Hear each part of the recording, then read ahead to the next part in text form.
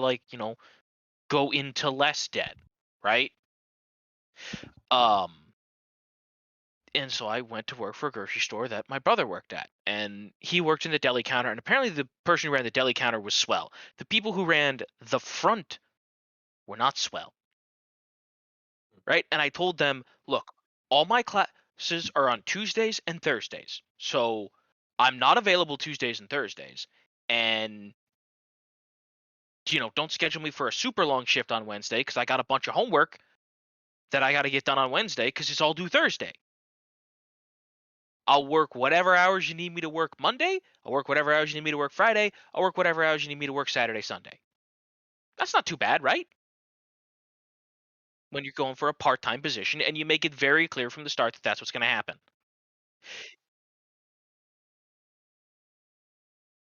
Yeah. And I was like, look, I'll work whatever weekends I need to. Like, that's not a problem for me. I don't go anywhere. And they didn't listen. Within a week, like, I was called 4 times in the middle of class. Like, hey, can you come in and work a shift today? No, it's like, I am in class. I told you guys this. I literally gave my manager my schedule, right? No, no. And so within like 3 weeks, I quit because it's like they were scheduling me for days when it's like, no, I have class. You know I have class. Yeah, no, it was a similar situation going on here. So they finally decided that they were going to train me today after me working there for 6 days already. But so I did all that, and then right at the end of the day, the veteran employee comes up to the floor boss and is like, "So, senior employee is leveling out pasta again. Pasta was the thing he had me do because there's." So whoever's in charge of buying for the workplace doesn't pay attention to usage numbers. They kind of just buy That's because not what a buyer Interesting tactic, but all right. does. yeah, because like one night we got 9 cases of 20 each case jars of mayo for a brand of mayo that was still at maximum capacity.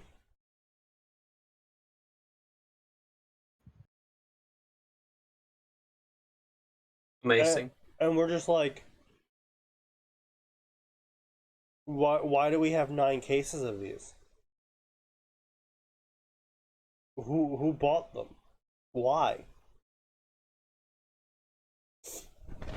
And like the thing is I could sort of understand if the store I worked at had like a storage area, and if like other mayos were, for example, running low, and it was like, well, this is going to be the only mayo we have left, and we're going to need a lot of it because we're not getting any other mayos in besides this one anymore because of shortages. It's like, okay, fine. The store I work at operates on just in time. That's how most places work. Yeah. Especially, there is no storage area in this store. The storage area is the racking above the shelves. That's it for storage. Like, I see. Yeah, like there is no back room. There's no checking the back in this store because there is not one. So that already baffled me. And Max knows very well how much I despise waste when it comes to stuff like that by the upper management, and how much my motivation to continue working a job is directly connected to how much management seems to care about the job. Which the answer was not a lot. But so anyway, back to the point. So basically, the veteran employee comes up to the floor bosses and like, senior employee is blocking off pasta again, making it look like it's full, and it's blatantly not full, and he's not taking down the dead stock, which is the stock we store above the shelves, and he's not putting away the stock that we got in today from shipments. Because what happened was is the previous day he got me in trouble with management for going quote unquote too slow, despite me clearing out a majority of the dead stock. And then when management walked away, he just had me cover up the fact that pasta wasn't full by just making it look like pasta was full by bringing all the boxes forward. And so yeah, and then the veteran employee comes up today and he's like, he's doing it again. I've come to you to this multiple times now. I'm just like, are you kidding me? This is a known problem that this employee is blatantly just slacking off and is purposely going out of his way to waste time, because he has to take time out of stocking the shelves to make it look like he stocked the shelves. He's taking time out of actually stocking the shelves to make it look like he stocked the shelves so he doesn't have to stock the fucking shelves. Which makes more work for everyone else. Because then one of us eventually gets assigned to do pasta again. Because that's the second time I've had to do pasta before, because miraculously one day everyone just bought all the fucking pasta, when it turns out, now that I'm learning about this, it turns out in reality the pasta was never refilled, and it just so happens that that day everyone bought what was left that had been brought forward instead of actually being restocked. And so then it looks like our pasta is empty, despite there being over, I would say, around 20 cases up on the dead stock area. Amazing. And so yeah, I was just like, I have to wear special lenses for this shit. I have to take fucking pain meds every single shift, not because of joints or fat or it's labor too hard. No, I've worked harder jobs with more activity in them. No, it's because I got migraines from the fluorescent lighting. And it's just like, the environment shit, the management is shit, the employees are shit. Everyone's just fucking organized. I'm just like, okay, you know what? No, I'm out. Peace. I'm not doing this. And so when I called up, I finally got a manager after 4 days of trying to contact the manager. And I finally called them up. I was just like, yeah, look, I'm gonna be pursuing a different job opportunity, not here. And they're like, oh, well, are you still working tonight? I'm like, yeah, I'm gonna work one more night. And he's like, oh, well, I appreciate you giving us at least a day notice. I'm like, Jesus Christ, how bad is this fucking store? They appreciate a 1 day notice of quitting. Yeah, that's interesting. It sounds like one hell of a shit job. Yeah, no, man, it was... Oh, it's fucking brutal. My father wants me to go out and get, some other fucking job at another grocery store. I'm just like, I'm dead. I'm not. Look, I appreciate you putting me up in the basement, but I'm not gonna go from one grocery store to another grocery store doing the exact same fucking job. It's not happening. Unless it's a local mom and pop store at this point. Yeah, right. Pretty much. I would just like, at least the local mom and pop store, presumably the bosses will be a bit more reasonable because they don't have an even higher chain of command to have to fucking deal with. Didn't we already do Dr. Bonesaw? I feel like we've already done Dr. Bonesaw. No, we did. Pretty sure we did. Yeah, probably. Is that the My Hero Worm 100% crossover? Yeah. Did this guy already? He's like, yeah, he stood there and healed One for All because he's like, I hate All Might. Yeah, because that's totally reasonable. Yeah, no. No, we haven't done one of these in a while. That's always promising.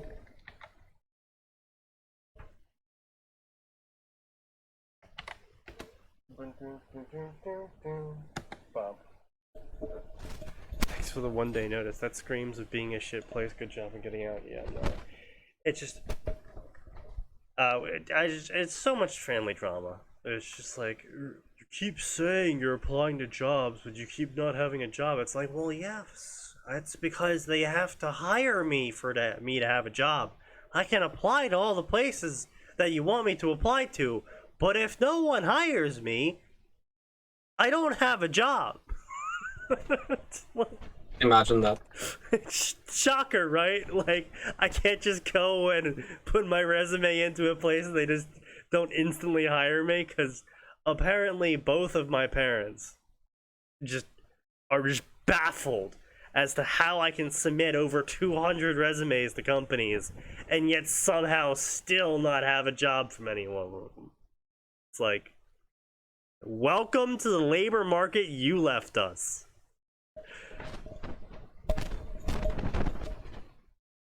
Fucking these are the policies you brought in. I fucking hate it.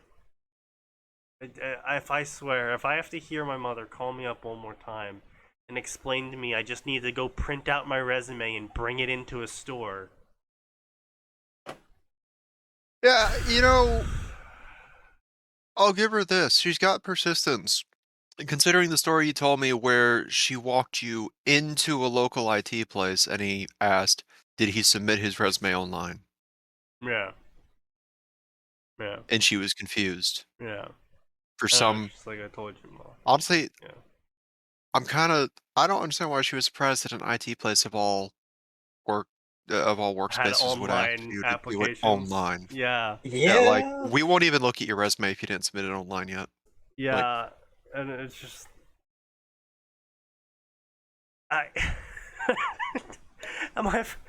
So there's a local, and there's another local IT place near me. My father's like, have you checked in with them yet? Yes, I talked to them already. They said they're not looking for anyone. Well, have you checked in recently with them? Yeah, when I went to go take in more electronics to jump off at them, and they're still not looking for anyone. Yeah, but you should check in with them again just to make sure. Employers really look for that in people who are persistent. I'm like, no, employers really don't look for Not persistent anymore, they people. don't. No. The only thing that I'll accomplish by constantly bothering someone if they have a job for me yet is them ignoring me. A restraining order, perhaps? No, just them blocking my email and... Yeah, the restraining order comes into play if Sneaky were to ever, stop being lazy and physically go to their offices every day. Pretty much, yeah. Yeah. Printed out resumes. Dad had me do that too when I first started looking for jobs. A few of them took them but never called me back. 99% of the time I just got to apply on the website. Yeah, it's because they don't want to deal with paper anymore, because they don't actually look at resumes anymore for the first round of scanning. They just look for fucking buzzwords and all that shit. And I've gotten... Dude, they don't even look at it for like the second. Yeah, like, I've gotten so many mixed messages about what my resume is supposed to actually contain. Like, I was told by multiple people that because I have a smorgasbord of jobs on it, I shouldn't really have any, buzzwords on them, because that'll make my resume longer than a page, and because I don't have any experience directly for the jobs I want that I'm posting for, I shouldn't make it longer than a page. But then I have other people telling me, oh no, you gotta include all the fucking buzzwords, because otherwise the machines won't pick you up. And it's like, I don't know, man. I'm still getting plenty of interviews. So, I don't know. I don't know who to believe. I don't know what to believe, because either way, I'm not fucking getting any jobs. Everyone wants 10 years of experience and 18 certificates, and it's an entry-level position. I don't know. Yeah, the parents are clearly disconnected from the whole actually getting hired thing, because my mother's never had a job in her life. And oh, hey, the reviews on this story are 666. Nice. The fuck? Promising. It's a Bloodborne crossover, which is even better. Oh no.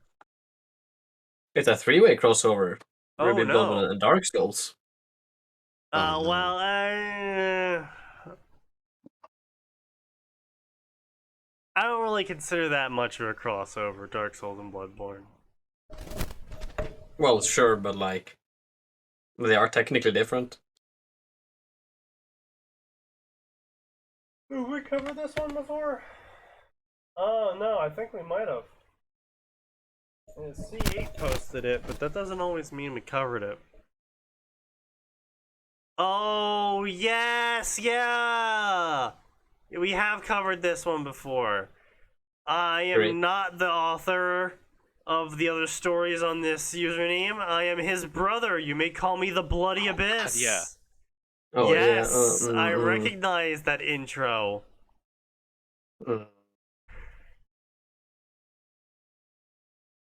Ah. Yes. Suffering, Indeed. pain, even. Let's go with the Naruto story. Can't fail there, probably. We probably haven't done this one.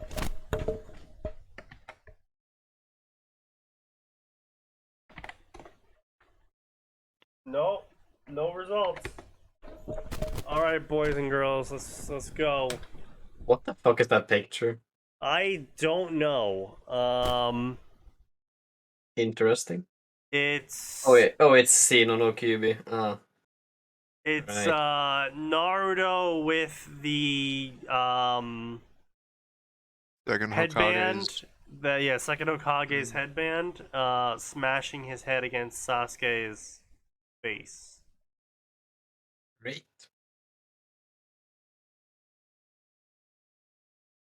And from the background, I can only assume that the other member of the team is Hinata, and the team leader is Kakashi. Well, yeah. So you say you know this author? Yeah, I've read some of his things. Do you remember the Harry Potter mad scientist one? I think it's that guy. Really? Yeah. I might be wrong, but I'm fairly sure that's the guy. Yeah, it is.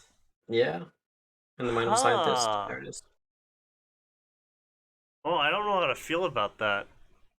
Understandable. Pain, perhaps. Pain, perhaps, indeed. So, this author has a sketchy history. I've read their other story that's super popular, the Madness Effect one, which they've clearly dropped. Yeah. I mean, they've clearly dropped everything because the last time they updated was 2018. So, Thank God. One less scourge on the world. you know, maybe. But this is Naruto of the Mokutan, heir of the Senju, natural powerhouse, charismatic leader, and Sasuke of the Sharingan, Uchiha survivor, prodigy, genius, brothers in all but blood, the unbeatable duo. Sometimes all it takes is a single light to bring you out of the darkness. Finding support in each other, these two will take the elemental countries by storm. Good Sasuke, good Naruto, Naruto times Ino.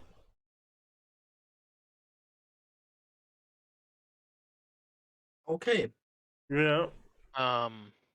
Boy. Those are words. Yeah. This is a story with 6,458 favorites. Yeah. Yeah. And over the course of 4 years, he wrote roughly 2 books for it. With 10 chapters each book, which is kind of a little bit hefty. But it is what it is. What's up, guys? ZNK here with a brand new story. Well, it's not brand new. I've been working on this for 2 years now. So he started working on this story 9 years ago now. Yeah. Wow. Yeah, But I wow. haven't been able to maintain inspiration for it. Wow! I couldn't have. Can you guys imagine what could have possibly have caused him to not be able to maintain inspiration for this amazing premise of a story? Why I haven't the foggiest, Sneaky. Yeah, I can't imagine what could possibly be wrong with the premise of this story that would make him have no motivation for. Oh, wait, that's right. There is no premise. That might be why he's having trouble maintaining motivation. Because the premise is that Naruto is OP. Yeah. And that because of that, Sasuke becomes a good guy. And like 90% of Naruto series plot is now avoided by simply doing that. I can't imagine why you would have trouble maintaining motivation. Yeah, so a few things before we start. This story, Naruto is a senju. How that will be revealed is in this chapter. He has the wood element and will be able to use it extremely well. I have always had this idea of a new version of Harashima and Madara in the faces of Naruto and Sasuke. I've always thought that the two would have been an amazing team if Madara had chosen to stay in Konoha. Well, considering the fact that Madara and Harashima together were able to found Konoha, yes, they did make an amazing team, author. Amazing. I don't...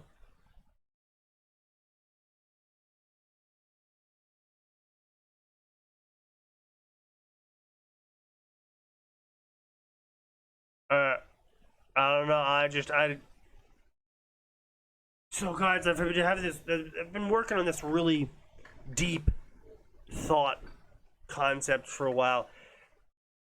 So no one else has ever thought of this before. If you put a bigger engine in a car, I think it'll make the car go faster.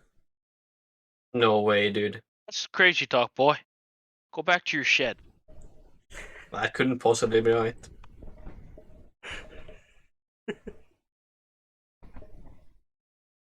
I just... The deluded ramblings of an insane madman. I can't get over the fact the author is straight shit sitting here telling us, yeah, so guys, I've had this idea for a while of like, Madara and Harashima would have made a great team together.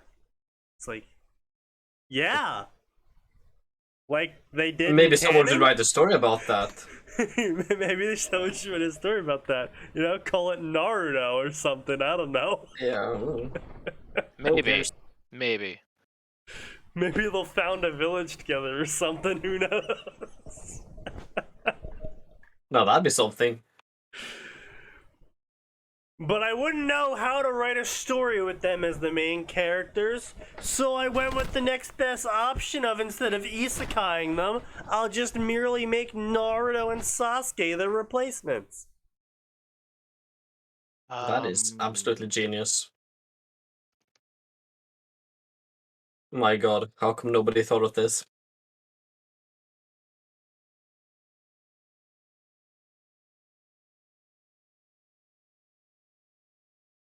Yeah, I can't fathom why no one's ever thought of this one before.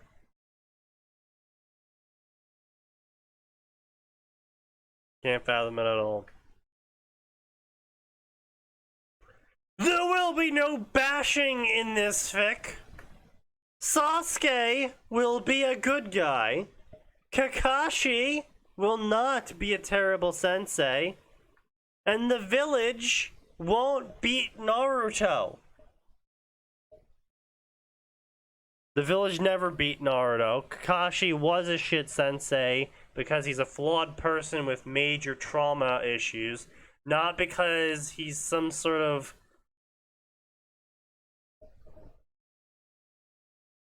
I mean, he is a sociopath, and he's also probably a little bit psychotic, so can't really say any of those words. Just a bit. Well, no, see, but Sneaky, those all fall under the umbrella of hideous mental trauma. Yeah, I'm aware, which is what I'm like, look, so what I'm trying to say is that Kakashi, writing him as a shit sensei with favoritism issues isn't bashing. It's being true to his character because he was a shit sensei with favoritism issues, and I don't quite remember entirely if the reason was ever really given from Kakashi as to why he basically ignored Sakura and kind of just blew off Naruto, but I think it was because Naruto reminded him a little bit too much of the two people that he lost, Minato and Kushina, and he kind of just like pushed that away so he didn't have to deal with that trauma. Yeah. Still kind of a dick move, though. I mean, yeah. But the dude also lost literally everyone in his life in possibly some of the most violent manners possible. True. So, personally, I feel he shouldn't have been a sensei. Keep him on as a soldier, I guess. Use him until he dies. Whatever. Fine. Military dictatorship and all that fun stuff. But maybe don't make him teach children. Or if he does have to teach children, turn him into like that rotating sensei that goes between all of the actual sensei squads. And like, it's like, hi, squad 17. I'm Kakashi. I hear you guys are more jutsu oriented, so watch this cool shit I'm about to do. I'll explain some words and stuff, and then fuck off. Could have had him do that. You know, like, not having a PTSD survivor teach children. What an outstanding idea. I know. Revolutionary. Revolutionary, even. Alright, hold on a second. That would disqualify almost the entire village. I'm aware. I mean, maybe that's part of the point, though. I'm just saying that this guy is like, writing Kakashi as a piece of shit is bashing. Writing Sasuke as a bad guy is bashing. But they are, though. I mean, yeah, but clearly the original author was also bashing them. I would almost agree with you there, Arn, but the amount of furious masturbation Kishimoto had to the Sharingan makes me disagree with you. Exactly, that's why I was being sarcastic. The only scorn Naruto ever got was whispers and glares, and maybe getting kicked out of a shop. Any injuries he sustained in his youth was from picking fights, not from the villagers beating him up.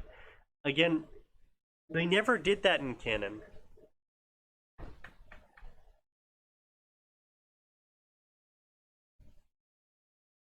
As far as we're aware.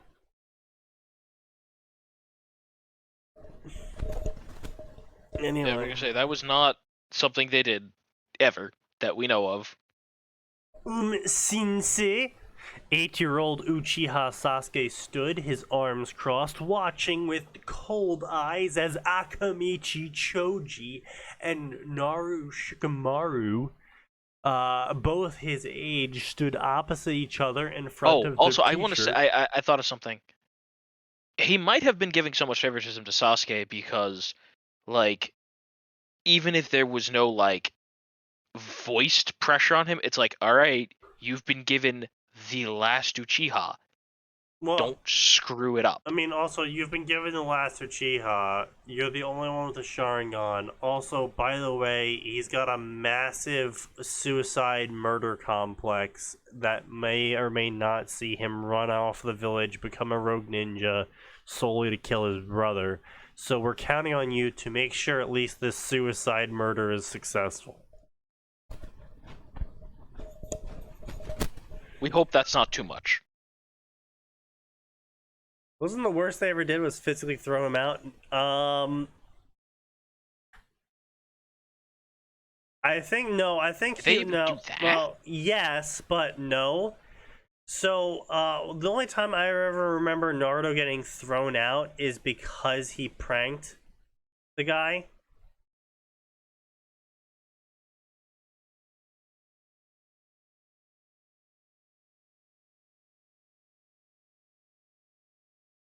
I mean, I might be misremembering the order on that one, but I don't remember too many like slice of life moments in Naruto. Early, it would have to be early Naruto because Obviously. well, you know, they didn't really have much village left in Shippuden to get thrown out of. Yeah, we're not shown much that from villagers tell their kids don't play with him. In fact, I'm pretty sure only the ninjas ever lay hands on him because they're the police force, and he keeps fucking with things like the monument. Yeah. So the most evidence we have is that the adults ignored him, and the kids might have called him names because Yeah. the adults ignored him. Which is hardly torture by any definition. No, that's scarring in a very different way from how the fandom likes to play it up Yeah. in I writing. mean, Yeah. it's literally just the same as the Dursleys, honestly. Is it rude? Sure, but Is it bad? Yeah. Is it actual physical abuse? Probably not. Yeah, well. Is it anal rape until you get 300 fissures? No, wouldn't say so. The Dursleys canonically beat Harry with a cane? Really? I mean, that is, well, maybe not in the 90s, but it was fairly common in Britain earlier, so... I don't remember a cane. Me neither. yeah, I don't remember any caning. I wouldn't know. No, I don't know. If anything, One of the early chapters. No, I don't no, recall dude, that. I read the first book at least. I don't recall that. Yeah, no, dude. The most they ever did to Harry was when he did something "quote unquote" especially freakish. They would freak out, go, "You freak, rah, you freak, and then they would No like dinner. grab him by the shoulder, and she would shout, "No dinner," and then they would throw him into the cabinet.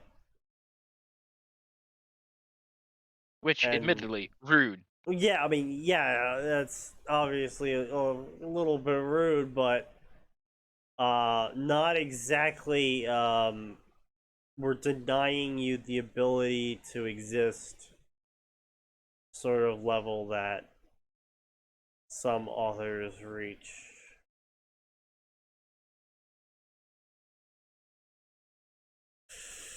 Like, real talk, Harry didn't even show obvious signs of malnutrition. Like, did he get the amount of food a growing boy should? No. Was he starved? Also no. Well, yeah, A the little smelting bit. stick isn't really... You can't really count that, Aura, Elaine. Because that wasn't Vernon, that was fucking Dudley. And kids beating up other kids is fairly normal. Yeah. Especially when they're Still given bad, sticks. but normal. Yeah. Like, I don't say it's good, it's just, like, not surprising. Yeah. And again, this doesn't excuse anything, but it's also quite likely that Vernon would have experienced like right, let's say Harry goes to Vernon and says Dudley's beating me with his stick at school. First of all, even assuming Vernon listens to him. Vernon would be like, "Yeah, that just happens at school, you little idiot. Right. Happened to right. me. Look how More I or turned less, out." Yeah.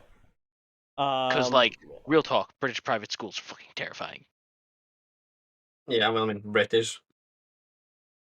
That's the Right. first issue. I mean, we're not gonna get into that part. Sure. Vernon didn't do it in the book. He referred to it when Dudley got his cane for his school. Oh. Vernon got Vernon's cane for the school? When Dudley got Dudley's cane.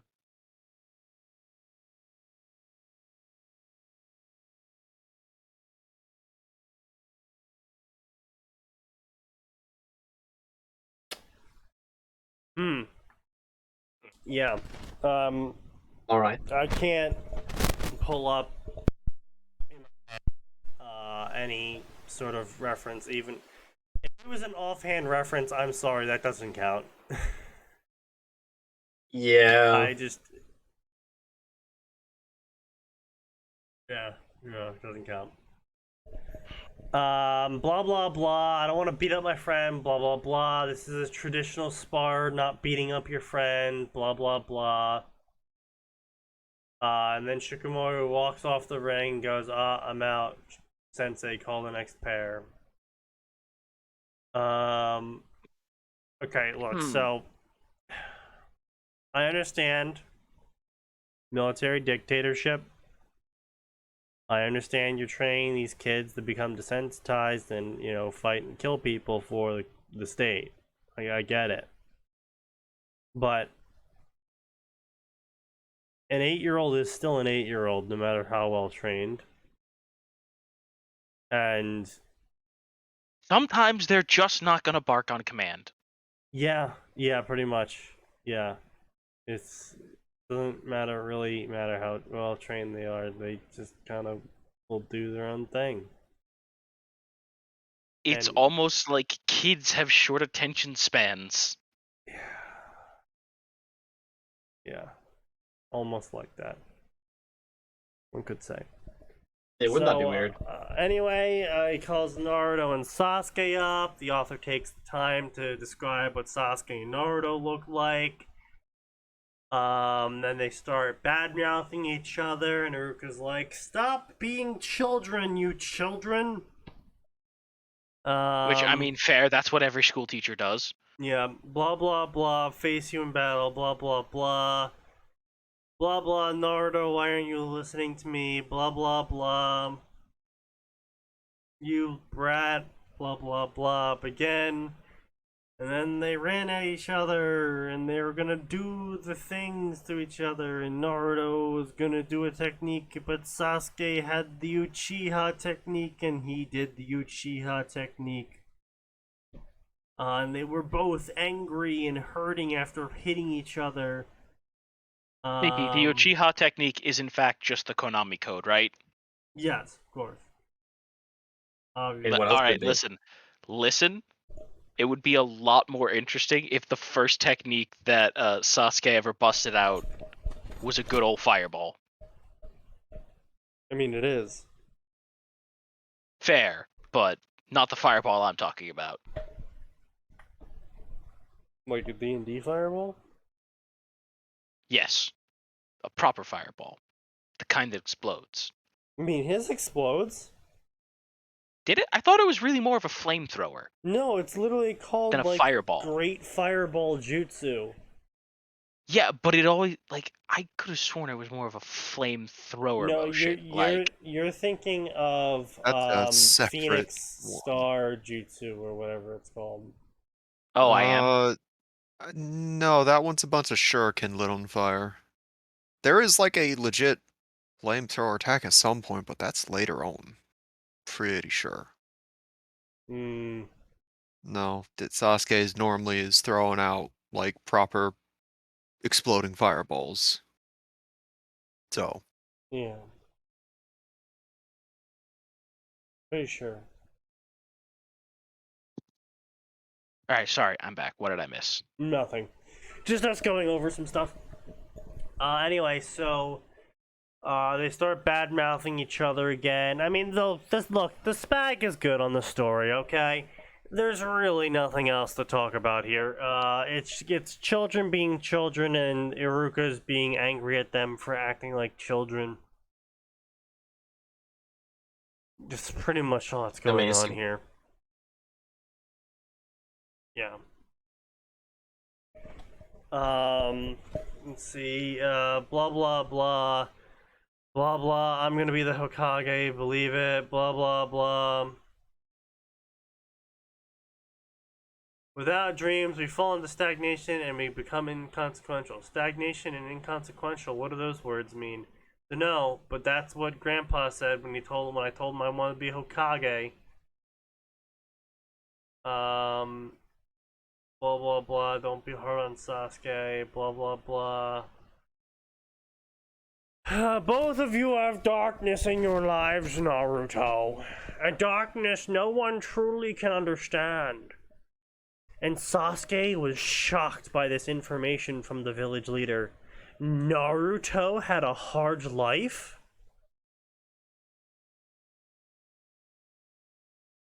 Sasuke, the kid doesn't have any fucking parents. And lives in an apartment complex. Just pointing that out.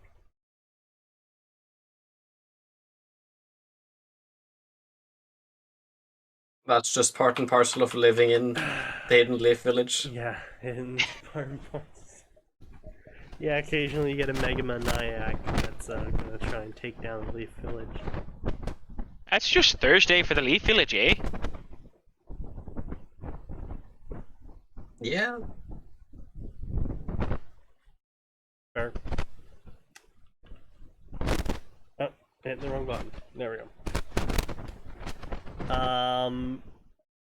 And then it turns out that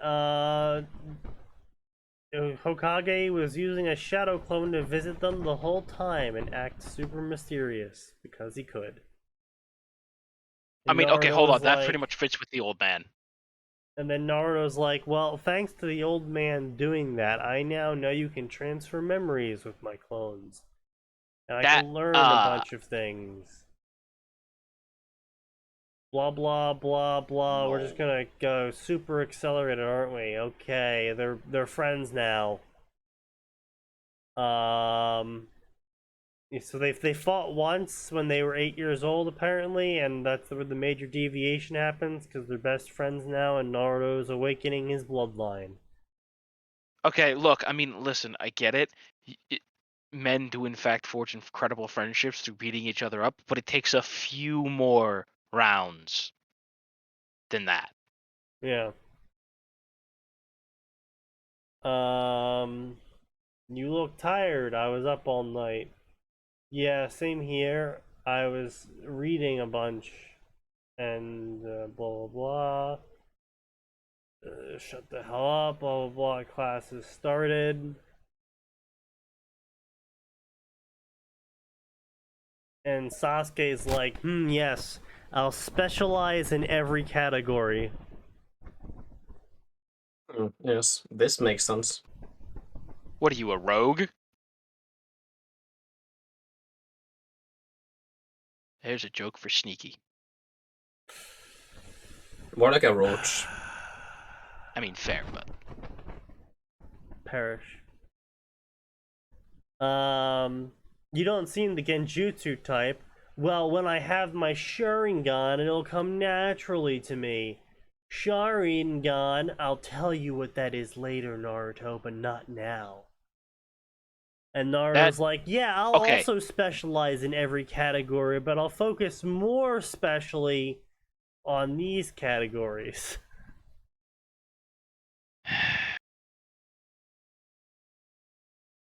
Bruh.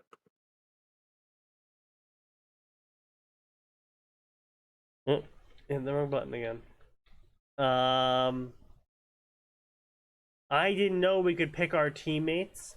We don't. Boy, that's but we special. can manipulate how the teams are picked. What do you mean?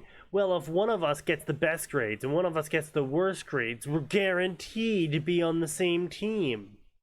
No, that's a terrible That way, idea. we can force our team to be the way we want it to be.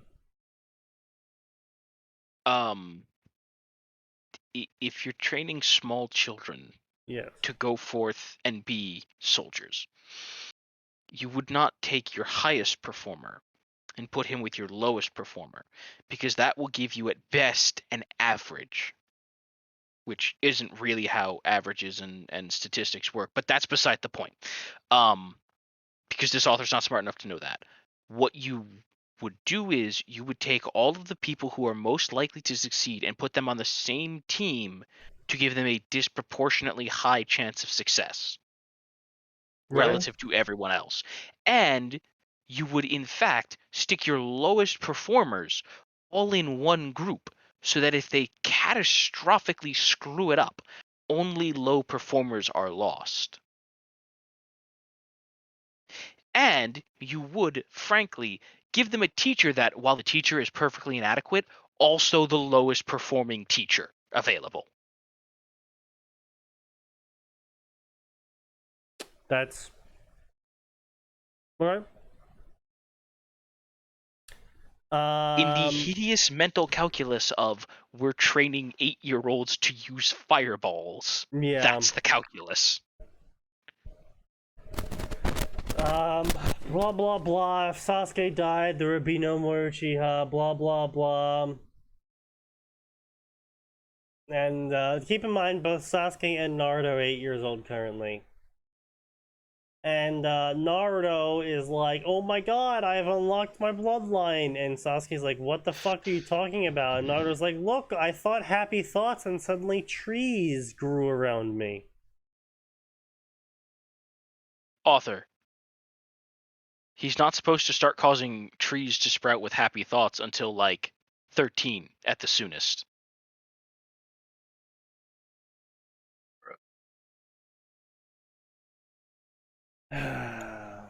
This story is turning out to be shockingly bland so far. Imagine that. Oh my god, Naruto, only the Nidaime has the ability to do that. You must be related to him.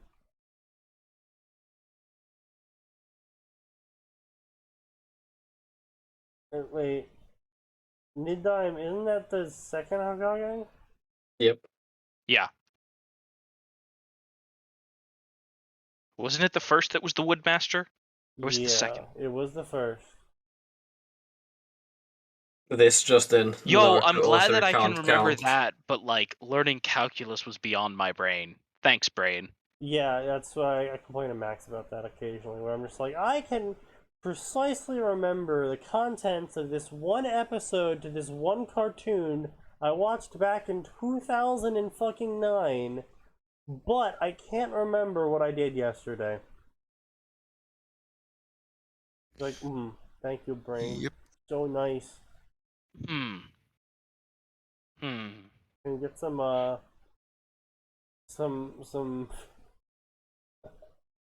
equity going on here in the memory storage? No. You are undergoing memory capitalism. My one poor neuron. Not even a full brain cell, just a neuron. No, Sneaky, let's be clear. It's a misfiring neuron. Oh, it's definitely misfiring. Naruto, I have a secret to tell you. Come over here. And he's like, oh, well, okay, but only if Sasuke gets to hear the secret too, because he's my best friend now. We just met today, and I'll tell him everything, including criminal laws. Interesting. Yes. Yeah, very fascinating. Then all of Naruto's history is revealed to Naruto, and Naruto's like, wow, I'm super important. Also, Grandpa, are you a pedophile?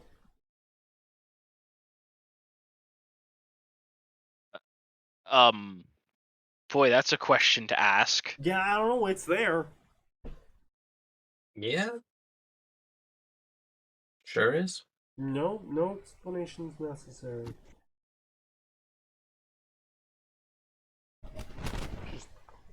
Just there. Fuck you.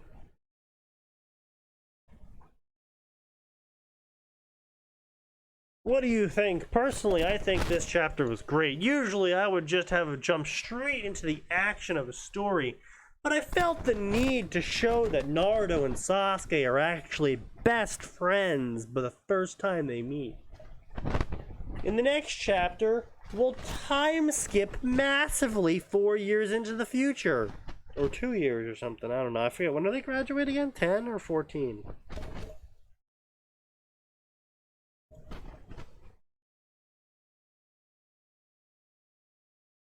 I'm pretty sure it's 14.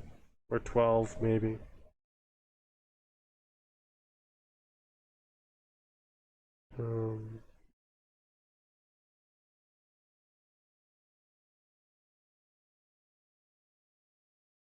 Something like that. We're just gonna move on. Who cares? Yeah. Oh, thank God. Just gonna move on. Gonna keep going. Find something else.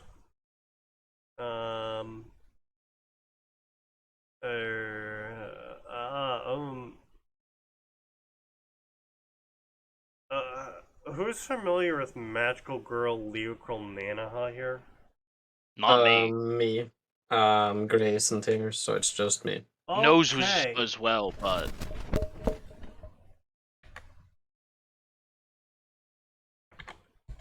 I want to die. Jesus Christ. I've posted this story 3 times now. oh my God. Yeah, I don't think we've actually read it though. How about look, Sneaky? It's been dead posted 3 times. Just go ahead and slap it and complete it, and we'll move on with it anyway. A smelting stick was a type of stick assigned to students that attended Smelting Academy. They were used for hitting each other while the teachers were not looking and were said by the school to be good training for life. What the fuck? You know, it builds character, I guess. Damn, that's messed up, even for a British school. Well, I mean, when in Britain.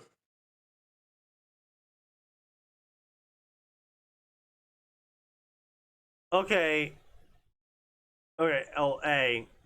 The smelting stick was omitted from the film adaptation.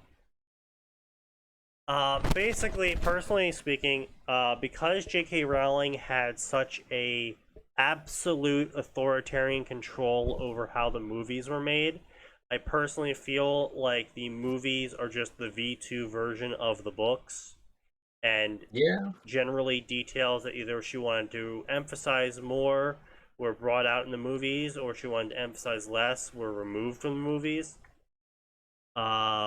Like how the only people that are allowed to talk are whites. J.K. Rowling, this is not my personal opinions. I do not endorse anything J.K. Rowling has said or done. I'm just saying that only people who are white can talk in her movies. Yeah. That's just how it be.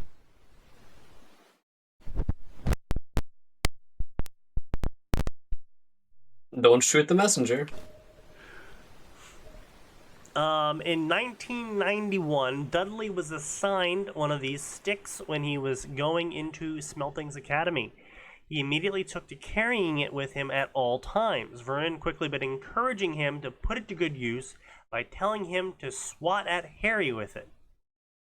But Harry dodged the attack. He only said this one time, so I'm not really sure you can say quickly been encouraging him to put it to good use if he only is ever recorded saying, poke him with your stick, Dudley.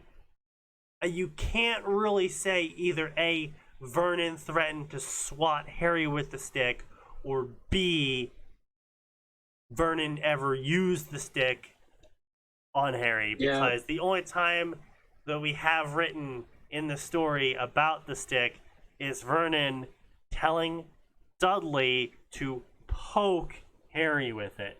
Now, obviously, if Dudley had swung it at Harry, Vernon would have been like, "Good poke, son." But he did just say poke. Also, I want to point out, if you actually continue to read this, Dudley used it, right? I guess you could try to make a reasonable inference that Dudley used it consistently on Harry, but it appears that Dudley used it far more on his own father than Harry. Dudley had reportedly rapped his father on the head with the smelting stick, but it did it no good. Then later on, when Harry was given the smallest bedroom, Dudley then again whacked his father with the stick in a fit of rage, but it didn't work then either. Later on, when he was made to get the mail because Vernon was trying to be nice to Harry, he whacked the stick all the way down the hallway. So again,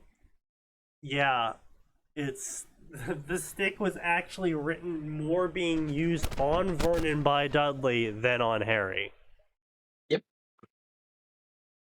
So by this logic of the fanfiction community, clearly Dudley was actually the alpha of the family, and Vernon was emitting the omega scent. Oh God, please no, shut up. Please shut up. You absolute motherfucker. Haha. Cease thy provocations. I just want to see if you're the paying devil's attention. tongue.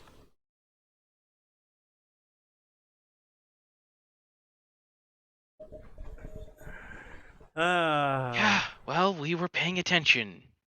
Unfortunately. Quite. Maybe I'll stop now. Anyway, so yes, this is the White Devil Dragon Son. Alright, that's a racially provocative title, but okay. I hate it, yeah. Yes. I hate this already.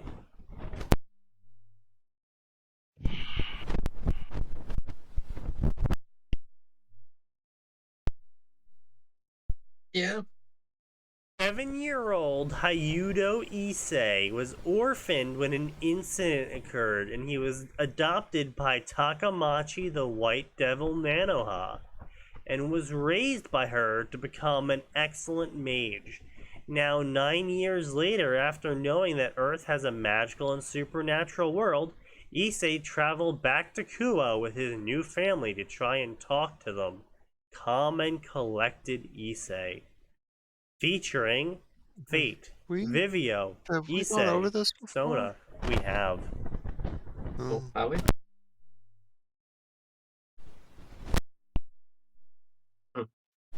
Did you actually like read it, or you just like look at it? I think we've only ever gotten this far, and people have been like, please no, don't read this. Yeah. I think you made it maybe a quarter of the way last time. It's not very good writing. Well, gee, who could have seen that coming?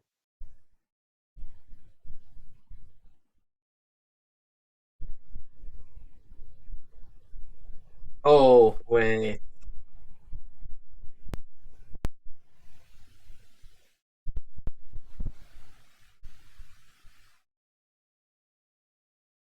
Hmm.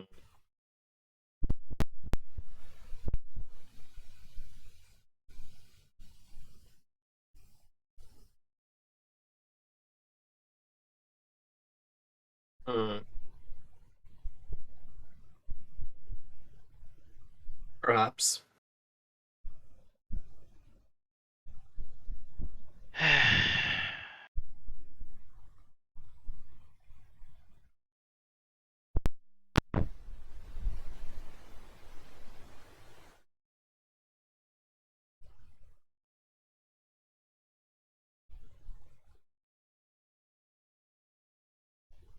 I physically want to die. Holy actual fuck. Yeah, it is. Ugh. Yeah, we're just gonna. Mm. We're not gonna. Yeah, cheers, bro. I'll drink to that.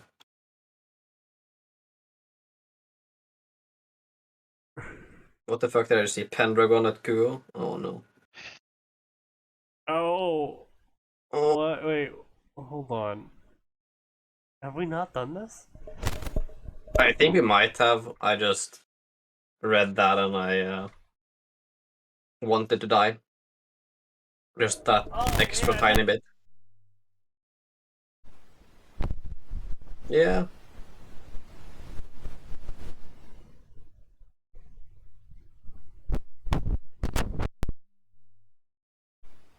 Highly possible. Yeah, you should probably go through that sometime.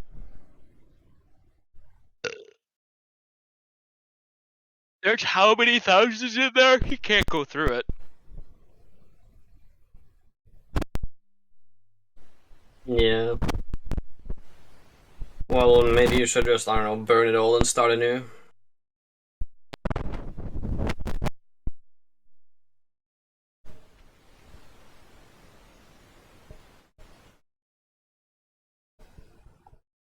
I mean, that's a fair. Yeah. Like at this point, what do you have to lose? That's true. It is true. It is true. So many memories. I'll drink to that. So many memories. So here. many unfortunate memories. We've covered so many stories here. So many stories. You know what? Here. You know, we're just gonna Sneaky, I think it's time for us to make the announcement. The podcast is shutting folder down. has been deleted. Oh, We're gonna shut the podcast down. That's it. We're done. Thanks for all the fish. Goodbye. Don't come back. No. We're Too doing it committed. live. So I did come up with another idea. God, you did in fact do it live. You I've bastard. joked about before, where we just bother authors until they come onto the podcast, and we don't do it on Tuesdays and Fridays. We do it whenever we can get the author on, and we just call it author rants or some shit like that. And we just listen to the authors rant about various things they have issues with, either while writing or the communities they get involved in, or someone else's story that they just loathe for whatever reason. Yeah. I'm going to randomly select a story from this list here. I got my eyes closed. Just go, believe me on this one. Okay. All right. Let's see where this goes, boys. Oh no. I think. Oh my. Oh, come on. Come on. Come on. You fucking landed on Ruby. Do it again. Do it again. Okay. No, I meant pick a different section. Like I feel like fate forced you into Ruby. Where? What the fuck? Black Butler, bro. Books.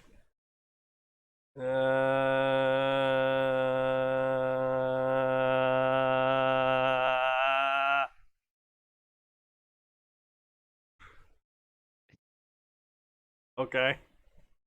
Oh no. I haven't read. Oh, I thought we were gonna go in for Not Phantom like of the this. Opera, and I was like, yeah, let's see what this trash is. But I oh boy, haven't Narnia. read Chronicles of Narnia since like 2004. I don't remember the last time I touched a Narnia book. I remember the last Narnia book I read. I don't remember when I read it though. It was 2008 maybe for me. Maybe, but it was the one. It was The Horse and His Boy, the one about the apocalypse and Narnia getting nuked. Based? That's actually a pretty good Narnia book. Like the first book's good, the last book's good. You can probably skip all the rest. Yeah. Let's not talk about Prince Whiny Caspian. What the fuck is a Dawn Treader? Okay, so I can't believe I remember this. The Dawn Treader is the boat that Prince Caspian was sailing. Yeah, I was about to say. That's literally the name of the boat, the Dawn Treader. Hmm. And I remember that. Yeah. Yeah, you No, Horse and His Boy is well, it was the last book written. It's technically it's definitely the last one.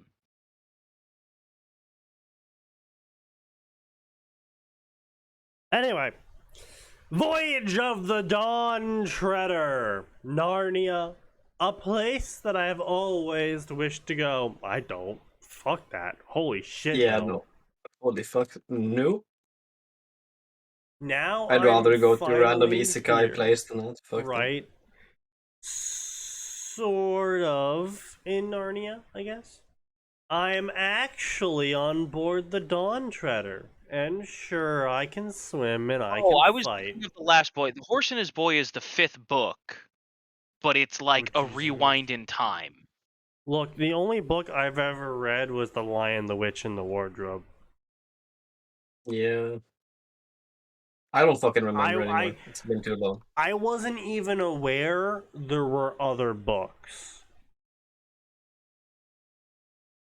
Looking back on it, it's called Chronicles of Narnia. Should have been a little bit obvious. But I just didn't. Yeah. So listen, I will say the only reason I knew about other books was because like my family, right? Because I forget what point it was, but like my brother and I, that's right. So we watched. Did you ever see the BBC, like the first BBC Chronicles of Narnia movie with some British kids? It was No. okay. It was okay. I don't know why my family had it, but we had it. And so then I was like, I want to read the book because I thought reading was cool and movies were for sad nerds. Yeah, I know Look the where that irony in got that. you. I know the irony in that. And so my parents got my brother and I like the box set of Chronicles of Narnia. And that was the only reason I knew there were other books, is because I had the box set. Alright. I'm Understandable. so glad that someone else saw those BBC movies, because they were surprisingly okay. Like, they're not great, but they're a lot better than some of the crap we got. This was back when the BBC actually made quality entertainment. But with the dangers of the mist brings plus my missing memories. I will have to face the darkest fear, that very fear that I've had since my dad, brother, and mother all died. Aslan, help me.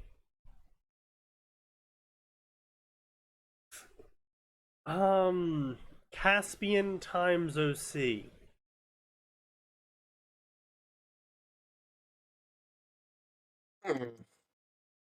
Oh! This entire section's just horny girls. Well, yeah. Oh, I mean, that isn't that just like most fanfiction sections, honestly? no, but okay, listen, I see why this section would be that. Yeah. Like, I'm like, wow, that's really interesting setup there. And I look at the username, Phantom Girl. Who's the next one? Sarah. Who's the next one? Daughter of Eve. Who's the next one? Kiara. Who's the next one? Queen Rebecca. I'm like, oh no. Yeah. Oh no. Weird. All right, Sneaky, you know what we have to do? We have to go peek at the crossover section and then run away while our eyes bleed. Majority author female. Tag Yeah. horny. Sneaky. Oh no, it's the Kingdom Hearts section. You're right. No, Yeah. see, in Kingdom Hearts, they're too busy having all of the men fuck each other. In this section, they're too busy fucking the men. Yeah, you know, Sneaky, maybe those kids should just have stayed in London and died in the Blitz. I think we'd all be better off.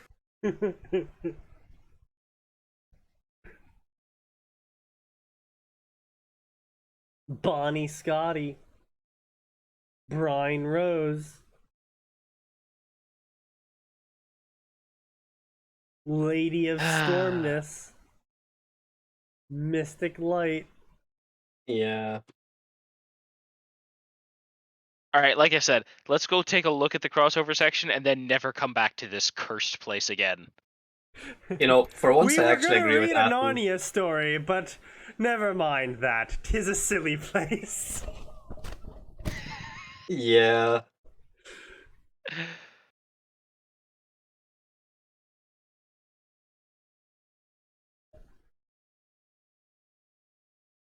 The Wizard, the Lion, and the Path Not Taken. Anyone who's Oh. familiar with Harry Potter stories knows that reference. Begone, begone, Physically foul want to end demons. you. What Death. if Harry jumped onto the school kitchens had different headmistress? A headmistress who remembered her own adventures in a magical kingdom, and rather than writing a note to Dursleys, instead told Harry about magic she knew him leading Discovery, his own several years early. Are you fucking kidding me?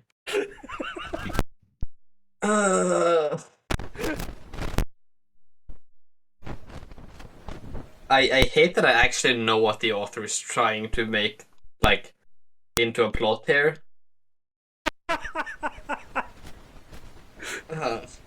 Why? The Lion, the Witch, and the Griffins! The Griffins of Family Guy end up in Narnia and join forces to fight the White Witch. Why? Why is there 14 chapters of this? At It least has they're a short single chapters. favorite. That's one too many. It is one too many. Actually, it's several too many. The Seabourn Enchantress, inspired by Madame Bagiello's Gentle Lady series. Susan Pensive, whether it be Narnia or outside it, always goal to be three core thing, Queen Sister Spy, from the Narnia network to post-World War II operations of the Kingsmen and everything in between. Even when Lion God meddle once more, she's still deciding if meddle was the right term, unbaited. Why has there been a whole book written of this? And why does it only have wait, actually no, it only has 5 reviews. Damn. 5 That is- reviews, 23 favorites. That's 24 more favorites than there should be. Yeah. Susan times Merlin, a Chronicles of Narnia Kingsman Secret Service crossover. And Hey, look, I by was God, hoping we were gonna go for Fate Grand Order and really show C.S. Lewis just how degenerate people could be. C.S. Lewis, eat your heart out. It actually No, is listen. Combine the Chronicles of Narnia with Fate Grand Order. I think you'll get something entertaining. Not something good, not something moral, not something that should be consumed by people, but something entertaining. I'm sorry.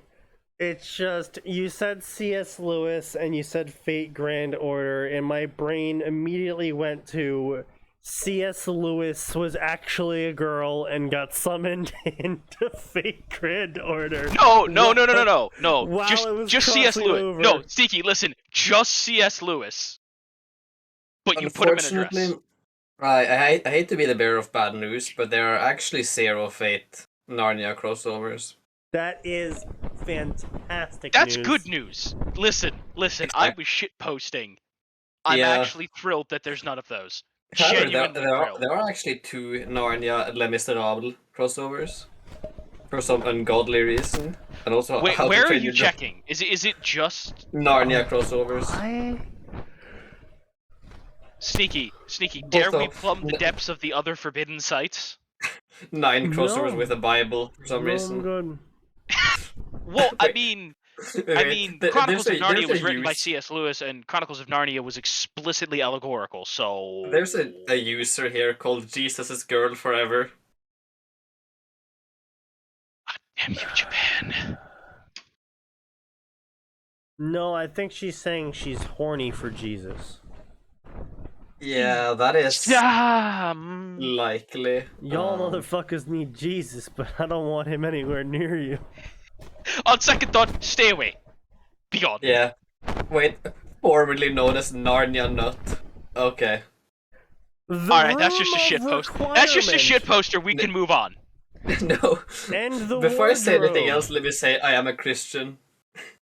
I would just like to start off this new chapter with the following 3 letters. ODB.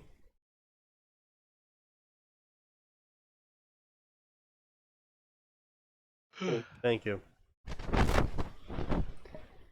Hermione Granger sleeps in during one of her free periods. Okay, and? In her 6th year and wakes up late for class. Okay, for what? As she rushes and she takes a wrong turn, the room of requirement reveals itself to her, and inside it she finds a wardrobe. She stumbles into the strange world of Narnia, and the handsome Edmund Pensieve is there to help her. Also, it's a Hermione times Edward Pensieve crossover pairing. Also, self-insert Hermione.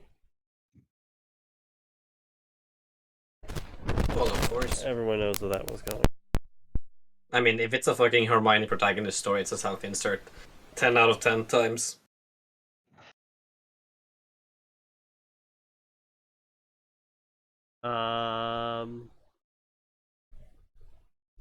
Is there anything good here? Wow, there's a lot of Harry Potter Narnia crossovers, and I'm not really shocked by this.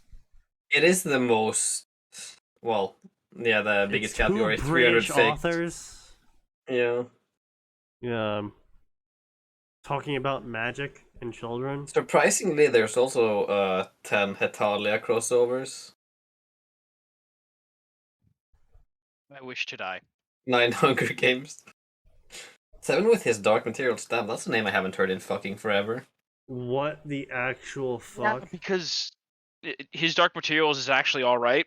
Yeah. Chronicles and of that's Narnia. not allowed on this website. Twilight crossover. Once Eat upon a thy time, words. a girl and a vampire performed in a musical. Semi-crack fic. Get out! For the plot Get out! of Sunshine AU Get out! 2.0. Get out! What? Oh shit, there's an Narnia Ruby crossover. Is there really? Yeah. Linked it for you. I feel like we have to at least look. Yeah. I mean, it's not a big one, so Yup, there we go. There's another Hermione times Caspian. Oh, could have seen this coming. An old wardrobe suddenly falls into the land of Narnia, where he meets 4 children. Wait, what the fuck? Whoa! Whoa! Oh boy! I'm sorry, what? Oh, that what? story escalated quickly. The Lion, the Witch, and the Gunslinger. While robbing a house, Arthur was looking inside an old wardrobe and suddenly fell into Narnia, where he meets 4 children and gets caught up in a war. Hey, let's Sneaky, come on, we gotta click on this. We gotta click on this. That seems fairly based, yeah. Featuring Arthur Morgan in The Chronicles of Narnia. Yes, kiss. Listen, author, you've given me a lot of hope. Don't let me down.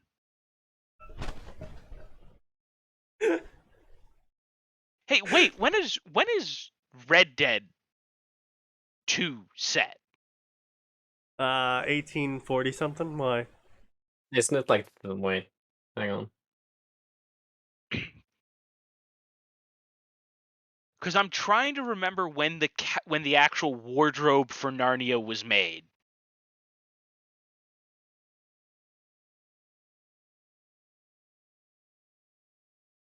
I don't know if it was the great grandmother's Wardrobe. Sneaky, you're about 60 years off. It's 1899. 1899. Okay, well, I mean that's close enough, I suppose. I was gonna say that's what I was thinking. I'm like that does in fact line up. Yeah. Anyway, so Arthur Morgan goes into Red Dead Redemption 2. I mean Chronicles of Narnia. So Chronicles of Narnia and Red Dead Redemption 2 is quite literally, I'm going to defeat you with the friends we made along the way and this gun I found. Yes.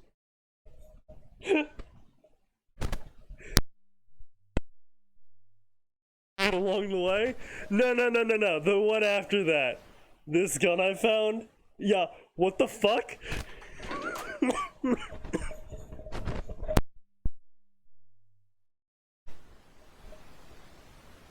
Chapter 1. In the dead of night. In the near pitch black darkness of night, a match was lit, briefly illuminating a hand that lifted the small flame up to a hand-rolled cigarette that was pinched between two lips on a bristle-covered chin. The professor, who was there at the very start of Narnia, was born in 1888 and died in 1949. Okay. Come on, give me a time. When did he first go there? It just says as a young boy. Well, I mean, if he was a young boy, and he was born in He what, was born in 88? 88. So 99. I mean, yeah, you have 11 years, Yeah. essentially. Which, I mean, it's... Now, unfortunately, Mm. the wardrobe wasn't made until he was older. When was hold on.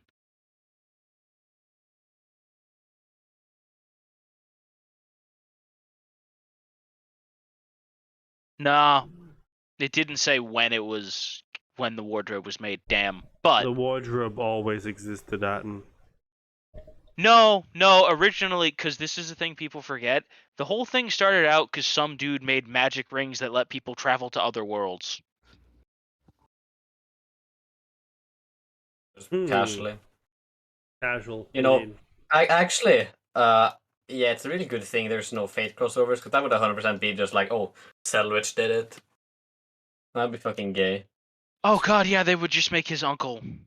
Yeah. Yeah. Oh, the professor was actually Selvage all along. No, it wasn't the professor. Whatever. It was his Whatever. uncle who did it. Yeah, well, that guy. Whoever. Anyway, so a brief drag of the cigarette followed by a plume of tobacco smoke breathed as Arthur Morgan sat atop his horse, surveying the hills before him. Normally at this time of night, Arthur would be back at camp at Horseshoe Overlook, getting a good night's sleep after a hard day of working. The work Arthur usually did consisted of either robbing a stagecoach or wagon, or perhaps chasing down a bounty of the law. But right now, Arthur Morgan needed to leave camp for the night, mainly because of that smart-mouthed moron John Marston running his mouth. Arthur had decided to leave camp for the night, lest he decided to clean Marston's clock straight out with a well-timed fist to the jaw. Dutch and Haussier had agreed to Arthur leaving the camp for the night. In point of fact, Hosier told Arthur about a potential lead for a job that he could get some more money from. In the town of Rhodes, there is a small farmhouse that was largely uninhabited. Arthur recognized this as the place he had ridden past a few times before. He had never been inside the house, and although he was not certain if the house had any valuables or even cash left around, It was worth looking at the very least. Leaving camp, Arthur ridden out of town of roads until he found the place Hosier told him about. Spotting the house from a distance with his binoculars, Arthur saw now lights in a house, but the house being so close to the town, there was a risk of being caught. Putting away his binoculars and taking one last rig of his cigarette, Arthur tossed the stub away before flicking the reins of his horse and urged the mare into a canter. Coming up to the back fence, Arthur dismounted his horse and crouched low to avoid being seen. Ah, yes. The ultimate stealth maneuver. Yeah. If it works.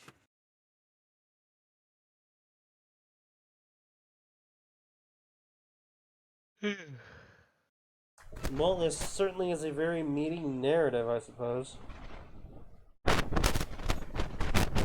A little bit too much purple prose in my opinion, but whatever. Yeah.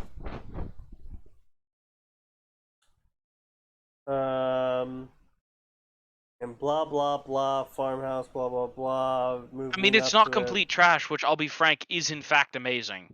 Yeah, that was the big shocker. Sneaky, did you link it? No, I don't think I did.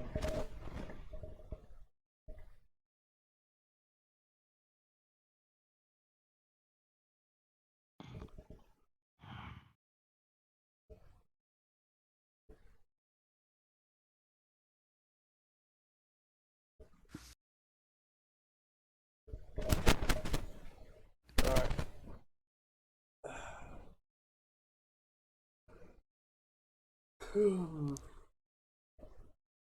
Blah blah blah, Arthur sneaking around stealing things, blah blah blah. And there lay a massive wardrobe, blah blah blah. Damn it. And then he fell through the wardrobe and then fell into soft powdery snow. And he's like, ah shit. The fuck? Then if there's actually snow he had fallen into, it was real snow, given that it was starting to melt in his hand. And then there were 4 children just staring at him, confused. Arthur stared at the children, who then stared back. If Arthur had to guess, these 4 youngsters were siblings, 2 brothers, 2 sisters. Hey. Howdy. Alright, fair. That's very Arthur hello, small children. Just How the fuck do I casually leave? brushing snow off himself after falling through a portal. Howdy.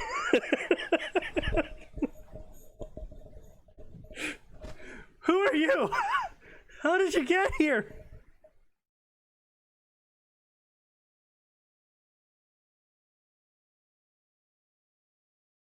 Of course, I will also say there's technically speaking, the magic rings like never stopped existing.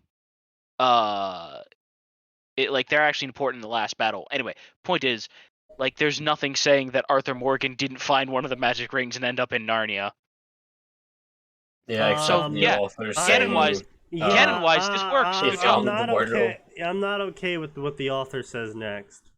Wait, what? Yeah. Who are you? How did you get here? The oldest of the girls asked. She was quite attractive, but not that Arthur thought her to be a likely prospect given how young she was. That's Author. Yes, this child is quite hot, but too bad she is a child and I cannot hit that. I mean, okay, hold on a second. That's a step up from most people in the Wild West. No, hold on. No, the Wild West was perfectly fair on a lot of aspects of that. You know, just 15 or older was pretty much fair game, though, and I mean, yeah, that was consent wasn't needed. different times. Yeah. Consent is optional. I'm just saying that the way the author wrote it was sus. Yeah.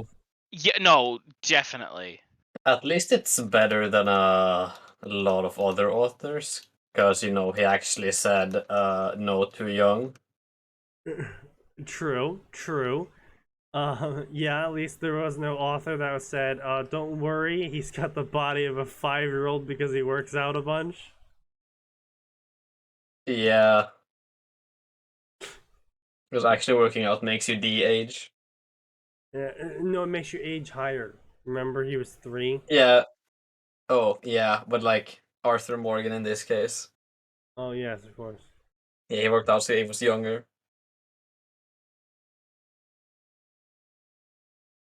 I just...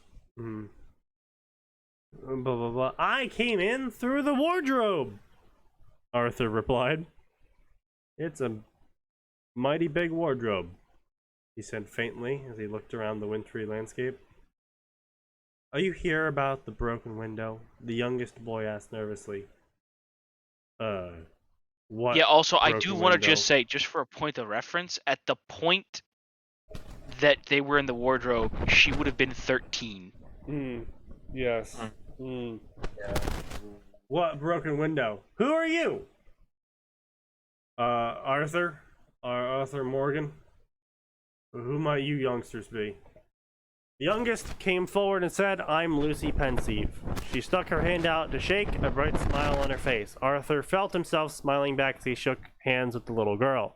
Arthur always had a soft spot for children, given how Marston's son Jack was living with the gang. Nice to meet you, little lady, Arthur said to Lucy Pensieve, shaking her hand gently. Now, if y'all don't mind, where are we? This is Narnia. Narnia. Where's that then? I don't really know.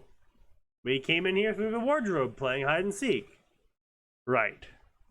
So I guess I got here the same way as you did then. So are these your brothers and sister?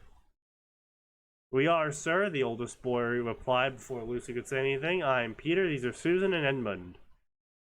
Arthur shook his hands with Peter and Susan. He offered his hand to Edmund, who didn't take it. Deciding not to comment on that, Arthur looked at the 4 children and said, So why are you all here now? Ed broke the window. We're hiding in the wardrobe. Okay. What window?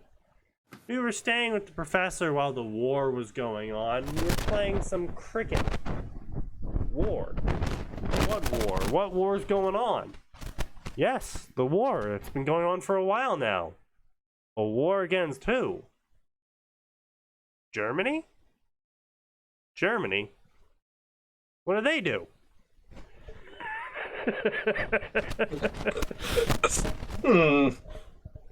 Where'd you all come from? The war against Nazi Germany. We're from England. What Germany? Arthur stared at the 4 children, wondering if they were trying to pull the wool over his eyes. That's right. Wouldn't they be known as like the Holy Roman Empire still at this point? No, it'd be the German Empire. Yeah, oh, it'd be German Empire. Okay. Yeah, not the Holy Roman Empire. That's long gone. Just the Nazis, led by Hitler. Susan clarified, and Arthur shook his head, clearly confused. What year do you think this is? She then asked scathingly. Last I checked, it was 1899. Why? What year do you know? It's 1939. Everyone knows that. Where are you even from? I'm from What's America. this? Susan being a bitch? Yes, this is quite accurate. Good job, author. Yes. Are you a cowboy? I suppose you could call me that, Arthur admitted. What the hell is going on here, he asked himself. Did Pearson put something in the stew? Maybe we should go back, Susan asked. Sneaky, I'm sorry, I'm just thinking of this, how the DLC starts. Pearson did something with the stew. Pretty much. Yeah. Also, Are there more than 1 chapters? Whenever you voice Arthur, I just can't help but think of Gura. and Callie doing cowboy voices. Yeah, It's wait, hey, fucking when the great. hell's Gura gonna keep playing Red Dead 2? Like, She's come on, not. Gura, I that don't was think she funny. has permissions I anymore. know. What the fuck Um, happened? They have No to idea. re-ask for permissions every time. I don't think they do. No, I don't think. I just think she no. hasn't. She doesn't want to play it anymore, No, maybe, or just hasn't had time. Callie. Like, I could understand those. Callie revealed this. So basically, there was a couple games that Callie had only completed halfway through, and someone super chatted at Callie when she was ever going to finish them, and Callie's response was, "Well, we have to get permissions again for them." I think that depends on whichever game company it is. Well, Rockstar has been an absolute ass and has been holding out for a Yeah, year and a half on but also GTA. Gura just fucking play GTA. Well, yes, So- but you know, we'll Yeah, see. I don't know. Yeah, We'll see. Rockstar's just been garbage.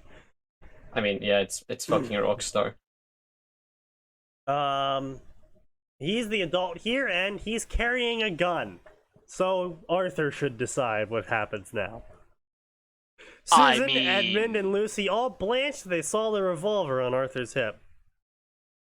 I want to introduce you to Mr. Thomas, Lucy protested, tears threatening to leak from her eyes. Mr. Morgan, sir? Peter asked nervously. Everyone looked at Arthur, who then looked at Lucy, who was staring at him pleadingly. Well, I reckon that since Lucy was here first, we should go and meet Mr. Tumnus, Arthur stated. Only fair, after all. He said as Listen, I hope the author ends the story in like the third chapter. White Witch shows up outside Mr. Tumnus's house. Bang! He's just smoking a revolver. Yeah. You know, Boom, after the story first ended. fairy I shot, I made sure to always load my bullets with cold iron. It would be such a Red Dead Redemption thing, too, that Arthur just has an actual anti-fairy and anti-werewolf bullet on him. Oh, Just yeah. in case. Yeah. You know, just in case he made some skinwalkers or something. Right. Fucking Yeah. silver bullets. Bang! Looks at her. You're one of them fairy things, ain't you? I know how to deal with you.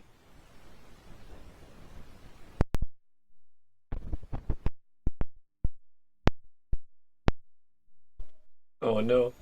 Jesus Christ, Sneaky. No, Sneaky. The alternate ending.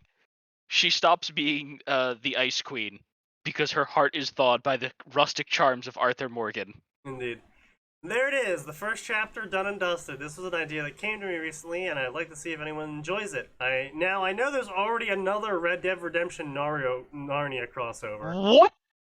But Wait. it was a little weird to read, so I thought I would give a better shot at this. The introduction of the war was lackluster in my opinion, but what sane person would hide in a wardrobe that's only boxing yourself in, but whatever. Anyway, next chapter we'll see Arthur and the Pensieves figure out what happened to Mr. Tumnus and meet the Beavers, so keep an eye out for that. Yeah, I linked the other one. It's just a fucking wall of text.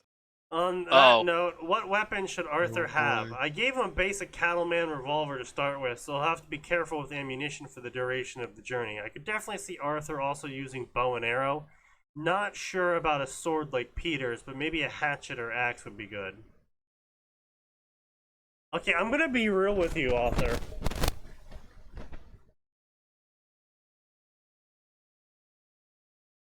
I do want to see more. I do. Yeah. Sneaky. We've read worse. We have to come back to this next week. Wait. When was it last updated? August 17th. Oh no. Oh, he published 2 chapters and nobody gave a damn. No, we have to get this to come back. Well, nobody gave a damn. 62 people favorited it, which is massive for this section. Fair. I don't know. I'm more interested by the fact that more people favorited it than followed it. I'm not sure how to feel about that.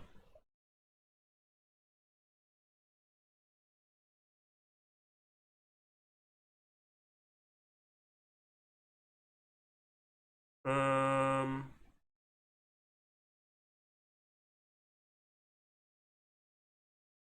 just got here from your Lord of the Rings Arthur Morgan crossover story.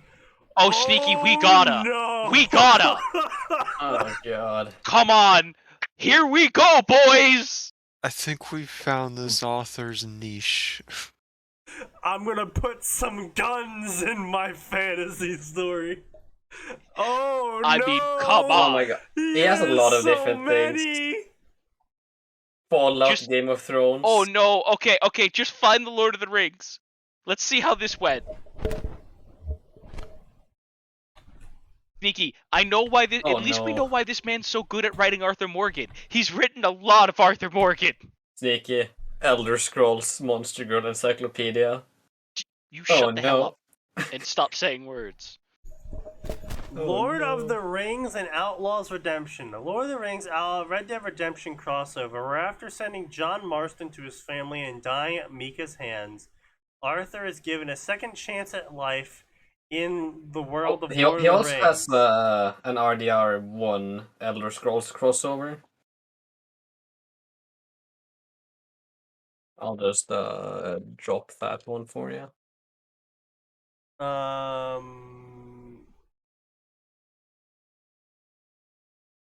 There's only one Lord of the Rings story here. Yeah, he's only done like 3 Red Dead crossovers. 1 RDR1, 2 RDR2.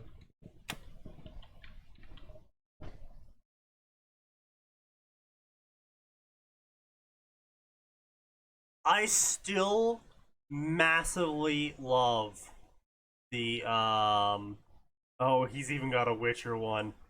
Oh boy. Oh yeah, no. didn't see that one.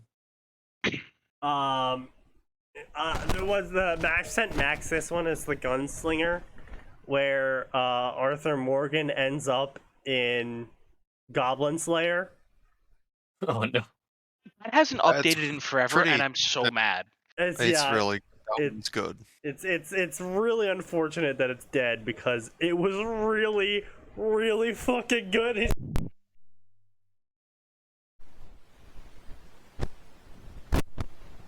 That's something I don't want to deal with. Bang. Yeah. You got a link to that or? Yeah, I'll link it when I'm. But it has not updated for like 2 years now, and it's just Has it really so been sad. that long? Yeah, it really has been that long. Oh god, it has. Yeah, it's Which is a really shame, 'cause, like- unfortunate, yeah, it was so good. I think the biggest problem with writing a Goblin Slayer story is there's not. Goblin Slayer is purposely designed not to end. Like, right? What's the end goal? Kill all the goblins. Well, is that ever gonna happen? No. Well, technically, by escalation, it will. Because obviously, if you kill the god in charge of goblins, you don't have goblins anymore. Okay, but like, that's a long ways off. Yes, Like- obviously, yeah. I just, yeah, no, well, it's not that Goblin Slayer isn't meant to end. It's also there's no content to it, because the big meat of Goblin Slayer is Goblin Slayer coming up with ways to kill goblins, not actual events occurring, but actually what the character is doing. And then, of course, everyone else around him going, dude, what the hell? Or possibly my favorite moment, big ass goblin stabs Goblin Slayer's just eyes glow, fuck yo shit, critical save on the death save, let's go! No, listen, I think my favorite was when Priestess goes, hey, blood is just water, so if I use the miracle of purification... Yeah. Oh no. And then God said, I'm gonna let you do that once, never do that again. Because Jesus Christ. Like, I just love how the Earth Mother's like, I will let you do this once. Don't pull that shit again, kid. Yeah, yeah. Goblin Slayer later on gets pretty fucking intense. Well, right, but the other thing I appreciate about it is the author is like at least somewhat realistic about their power level, right? Like they run into it's not how do we inventively come up with a way to kill the dragon? It's how the fuck do we get the dragon to go back to sleep? Or occasionally, how do we accidentally kill the new big bad that occurred because he still wants to kill goblins and doesn't care about the big bad? Yep. But like seriously, that was one of my favorite things. Like I was like, for a second I was like, oh great, they're gonna kill the dragon and then he's gonna be known as Dragon Slayer. It's like no. How do we, the group of level 5s, make the dragon go the hell back to sleep because we can't kill it? So anyway, this is The Witcher: Age of Dragon. The Dragonborn. Okay, hold on. What about Lord of the Rings? Come on. We'll get to it. The Dragonborn is in the Witcher universe. What else is there? Well, it's also crossing Game of Thrones, Fallout, Red Dead Redemption, and more. Oh god, this is terrible.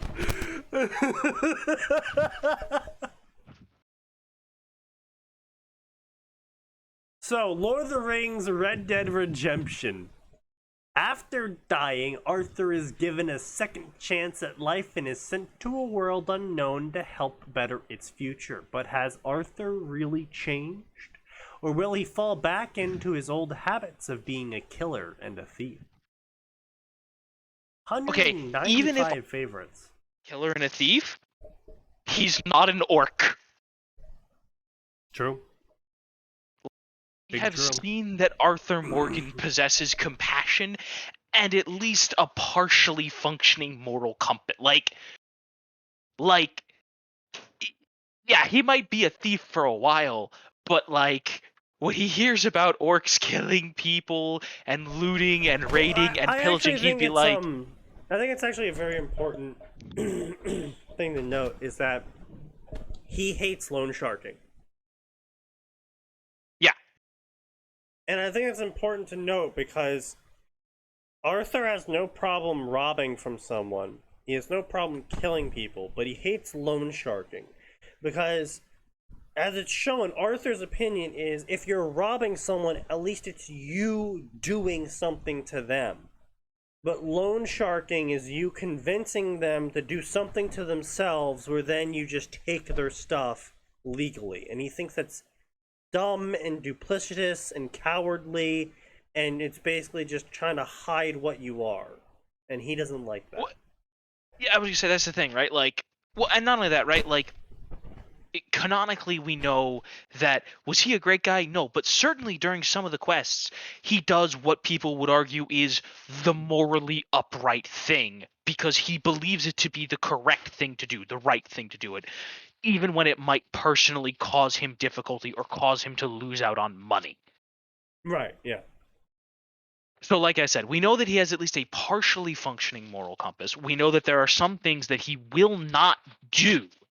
So like, honestly, the first half of the story should be Arthur Morgan like working with some bandits, and then at some point those bandits decide to work for Sauron, him finding out about that and being like, I'm sorry, we're working for who? We're working for the Dark Wreck-It Lord. Ralph said it best indeed. I'm a bad guy, but that doesn't mean I have to be a bad guy. Yeah. I mean, that's actually pretty true in this particular case, right? But like just the moment of Arthur Morgan going, I'm sorry, we're working for the who now? We're working for the Dark One, Lord Sauron, who wants to rule everyone. Right, okay. Bam, bam, bam, bam. Bang, bang, bang, bang, bang. Guess I gotta go see the elves. Yeah, pretty much. Pitch black was all Arthur could see, an inky pitch black void as he floated slowly downwards, surrounding him from all sides. Flashes of what happened in the last few hours played out in Arthur's head. He remembered his last plea to Dutch, to see the sniveling rat Mika Bell was, how he held off the Pinkertons while telling John to be with his family, telling him to be a man for them. Those last few moments raced through Arthur's mind as he slowly descended into the dark void. Arthur began hyperventilating as he came to a realization. I'm dead, ain't I?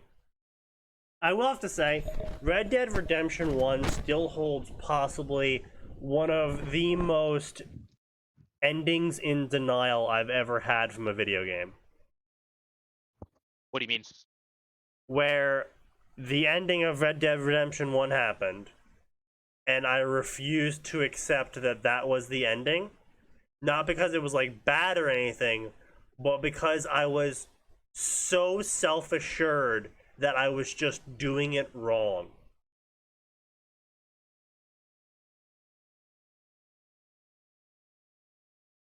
Do you know the ending of Red Dead Redemption 1? Oh, like it was like you were so convinced that like I'm not shooting well enough, or I'm not using the thing at the right time. Yeah. I'm just not getting the correct pattern lined up. And I must have replayed that scene at least 30 times, trying to get the quote-unquote correct pattern, the mythical correct pattern that ends with John living. And then I just kind of realized that there was no correct pattern. And I was just like, oh. Oh. Well, Fuck. because like at the end of the day, right? So Berto asked, what was the ending? So basically, you're John Marston. You're bad guy, but not bad guy. Well, I was gonna say you're a bad guy who's trying to become a good guy. As the title goes, this is Red Dead Redemption. You're trying to redeem yourself by helping people to make up for all of the things you did. Except a big theme of the first game is that everything you do will eventually come back around. And what ends up happening is John tells his family to run or something. It was run, right? Yep. And he sort of leads the FBI agents who showed up on his doorstep into a sort of ambush sort of scenario where it's 6 of them all drawing their guns on you, and you go into a pseudo-infinite slow-mo mode where you can line up as many targets as you want as you have bullets, except the pseudo-infinite slow-mo is actually set up to just be just short of enough slow-mo and enough bullets to actually kill everyone. So you can't actually kill everyone before they shoot you, and you ultimately die. Because the theme is that everything comes back around. Right, and bear in mind, throughout the entire game, like, they are making it very clear that you were not, right, before John Marston has a family, he was not a good person. Yeah. At all. And to further, this was actually a part I also massively loved. It's one of the reasons why Red Dead Redemption 1 was hands down possibly in my top 3 games I've ever played with story in them.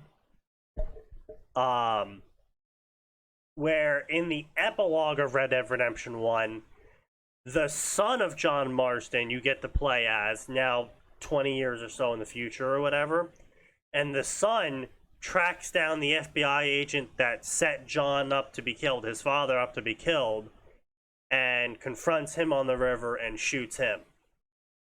As like a final coming full circle moment. Everything you do comes back to you. You shot my dad, you set him up to be killed, now I'm here to shoot you.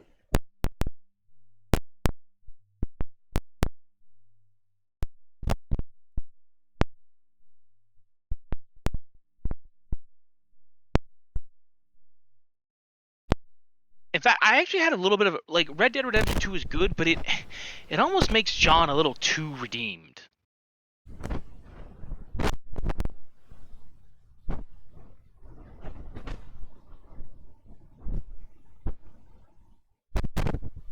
Yeah.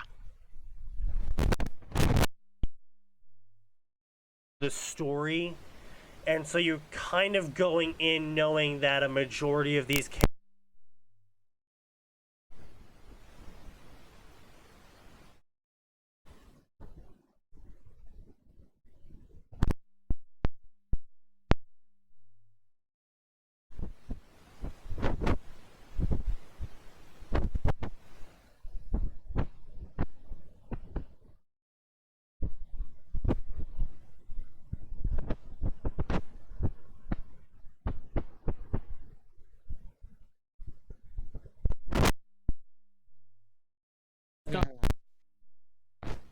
I don't think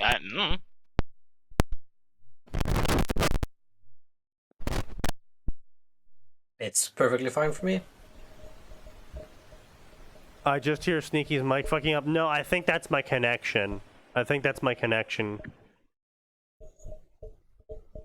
Because Atin was going robot for me a little bit earlier. So I think it's just my upload rate. Yeah, I got sounds fine for me. I got a so. couple hundred dropped frames on OBS. Yeah, sounds fine now. At least on my end. Alright. Well, as I was saying, I really liked Red Dead Redemption 1. 2 just hit a little bit less because you kind of just knew everything was going to happen the way it did. They were a lot less subtle. They were a lot less...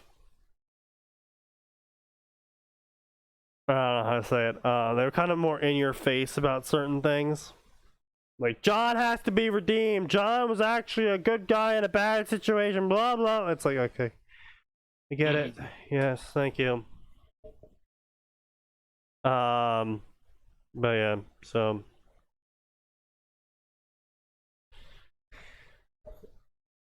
Don't get me wrong, though. The death scene for Arthur Morgan's still pretty good in 2. It just doesn't hit as hard as the realization in Red Dead Redemption 1 that John Marston, the main character, the guy you've been playing for 40-something hours now, is about to die, and there's nothing you can do to stop it. Yeah, which is part of what makes it so powerful, right? Like, right. Because they do not give you any hint through the entire game that you're going to lose. Yeah. Like, none at all. And then they show up and you're like, oh, all right, I'm gonna ambush them. We're gonna do some 360 no scope shit. We're gonna win the day and beat the feds and be reunited with the family. And then you kick the barn door open and all 6 of them are just pointing their guns right at you. And you can only line up 5 shots.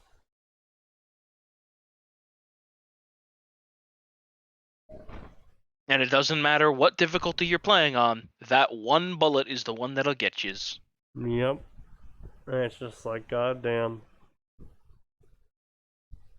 It's not a good feeling, but they played it well. It's one of those scenarios, though, that you can't actually do over and over again, because a major part of it was its newness. It has a major shock factor, but very low replayability factor. Because once it happens, you already know what's going to happen. You already know how it's supposed to pan out. Nothing. How many people you kill doesn't change at all. It doesn't change anything. That's why I actually really liked Days Gone. It brought back memories of Red Dead Redemption 1's, even if it was a little clunkily implemented. In Days Gone, there was several moments in the Boozer storyline where I'm pretty sure Max isn't listening to me at this point, so I'm pretty sure I'm safe. There's several points, because Max just bought Days Gone. and I don't want to spoil it too much because it's a really good I'm game. still here. Oh, okay. I could just hop out if you want to keep going on that. No, It's 9 o'clock I'll anyways. just keep it vague. There's several moments in the Boozer storyline where certain thematic tropes are called on that make you go, wait, hold on, game. No, don't, no.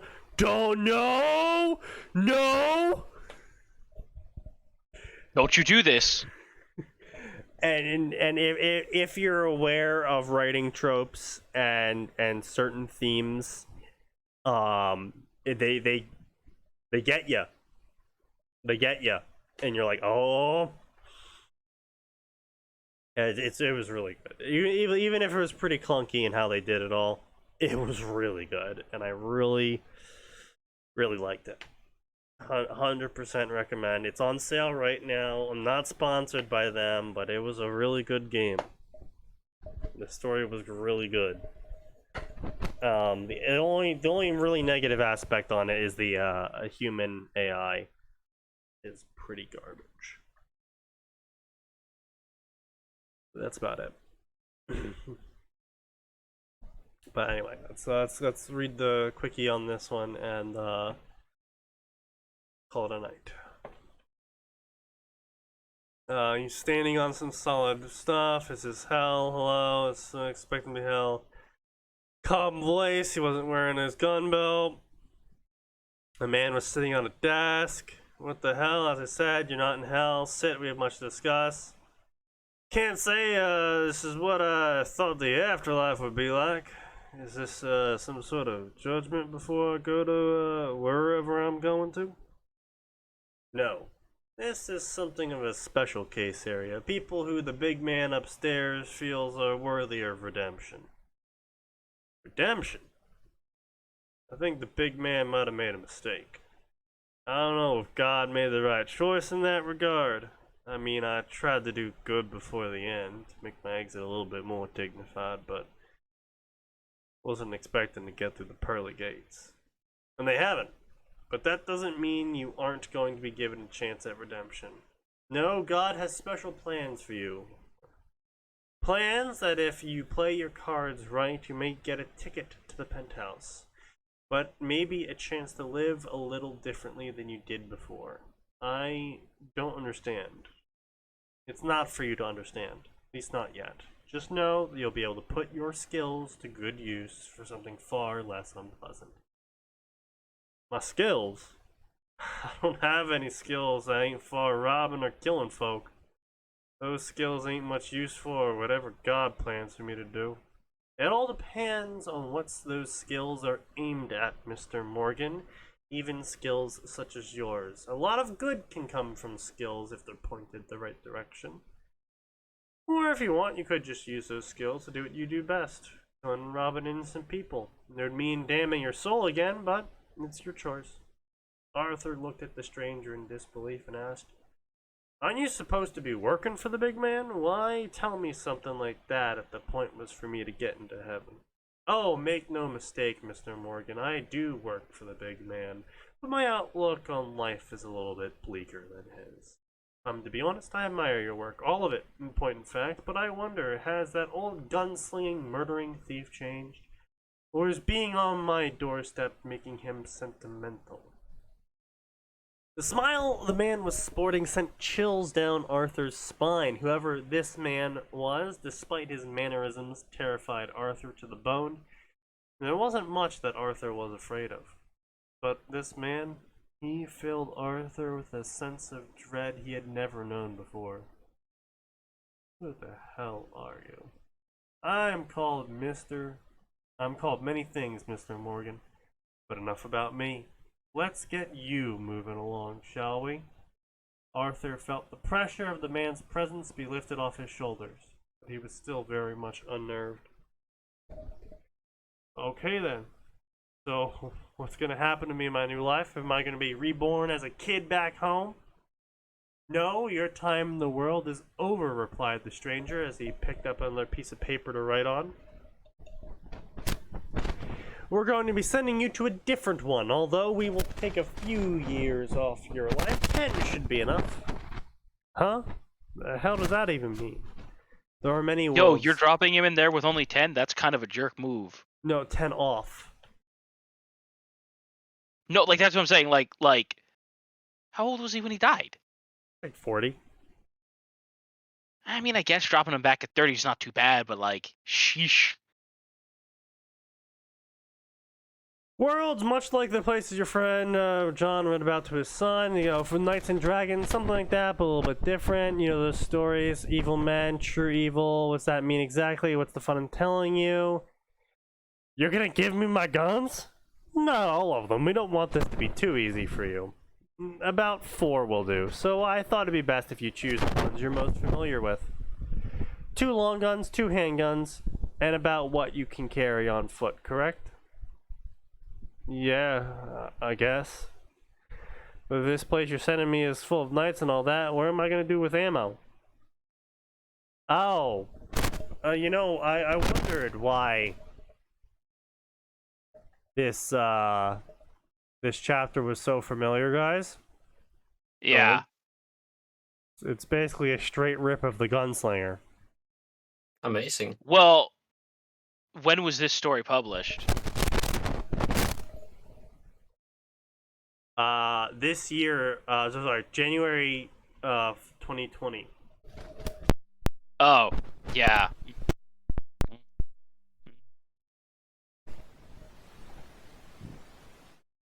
So yeah, that whole section right there, that's just a straight rip.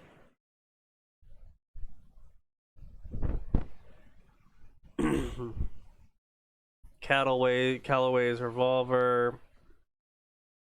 Why would you ever use Callaway's revolver? The fucking Golden Luger was so good. From that one guy you have to fight on top of the train. Oh, yeah. Like, yes, I get it. Cowboy, haha, revolver, haha, yes. But, like, the Golden Luger was so good. Lancaster repeater, yeah, or check that out, yeah. Sawed-off shotgun. And rolling block rifle. Wow, that's just straight shit the list. Yeah. Yep. So then he hears someone yelling, "Put it out, put it out. Ash on my tomatoes." So the start of the first movie. Effectively.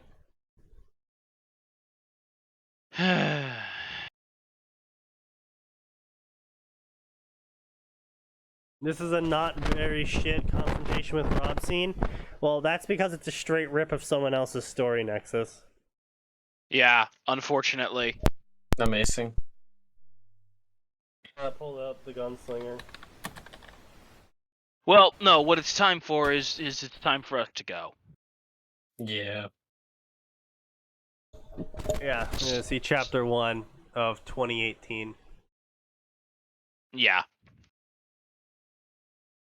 Yeah, literally, it's just a straight rip.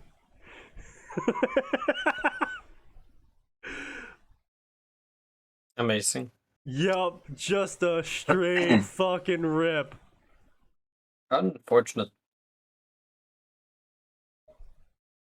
Oh, God.